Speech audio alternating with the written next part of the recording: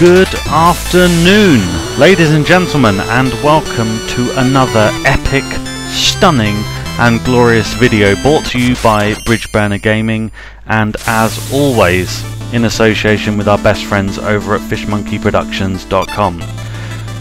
Now before we begin, allow me to take you back to biblical times, 2007. One of the best 3D platformers had just been released on Nintendo's Wii. I am of course talking about Super Mario Galaxy. In a game that was stuffed to overflowing with amazing moments, what is the standout part of a game that is honestly almost perfect from beginning to end? Well, I think for most people, and I hope most people agree with me when I say that the defining moment of Mario Galaxy has nothing at all to do with the titular hero himself, but rather his brother, the Green Wonder Luigi. For anyone who played as Luigi in Galaxy will know exactly where I'm coming from. This was no cheap palette swap. You weren't just playing as Mario in like green dungarees. First the player had to obtain all 120 stars in the game, which was no mean feat in itself, then return to Rosalina, fight Bowser all over again, defeat him and let the credits roll. Thereafter a message would appear telling you that Luigi was now available as a playable character. You then have the opportunity to try and get all 120 stars all over again with a character much harder to control that also demands 100% of the player's skill and platforming finesse 100% of the time. Fast forward to present day 2015 and the wonderful people at Yacht Club Games have deigned to introduce a similar slice of DLC in Shovel Knight's Plague of Shadows. Similar to Mario Galaxy, players are now given the opportunity to control fan favourite boss from the original game, Plague Knight.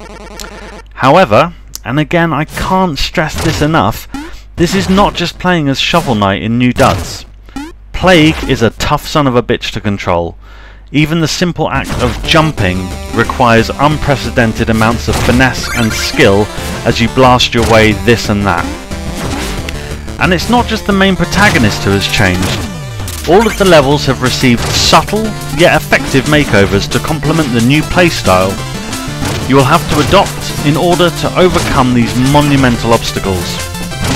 Nearly each and every room now acts as a puzzle to solve as you try and get to the next area, all the while collecting the new green coin collectibles which can be exchanged for upgrades. There is also the new story to take into account. This isn't a simple tale of knight must save princess. Plague has been deviously concocting a potion with which anything and everything will become obtainable to him. However, the Knights of No Quarter each possess a vital piece of ingredient needed to complete the recipe. Thus, you are given your motive to retread the levels you're probably aching to get back into. Finally, and before I forget, I should mention one last vital piece of information. The paywall required to have access to this pixelated expansion. Are you ready? Hold on to your butts. It's nothing. Nada. Zip. Zero. Yacht Club Games are essentially giving you an entirely new game, and all they ask of you is the patience to wait the couple of minutes it takes to download. Isn't that bloody nice of them? So if you don't already own Shovel Knight, what the hell have you been waiting for? This is one of the greatest 2D platformers released since the NES era, and if you do already own it, is there ever going to be a better excuse to jump back in? I think not. So thank you everyone, thank you very much for your time. Please remember to like and subscribe if you enjoyed the video, and I will see you all next time. Okay, bye! Bye bye bye bye bye bye bye.